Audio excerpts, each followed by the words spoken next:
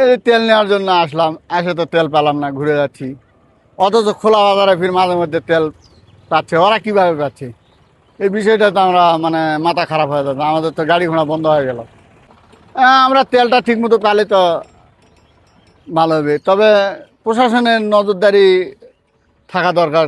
কারণ আমরা পাম্প থেকে ঘুরে যাচ্ছি কিন্তু সাইডে খোলা তেল পাচ্ছে। তেল নিতে আইছি, তেল পাওয়া যাচ্ছে না। তেল মানে কাগজ দিচ্ছে, কাগজ দিচ্ছে না। মানে ধরো আমরা কিভাবে চলবো? খোলা এখন কিভাবে যে এক পাচার করতেছে না কি করছে যে আমরা তো বলতে পারছি না। এখন তেল দিচ্ছে, কেউ পাচ্ছে কেউ পাচ্ছে না। মানে কখনো হলো বলছে আজ হবে না কালকে, কেউ আবার পাচ্ছে, আমরা পাচ্ছি না এখনো।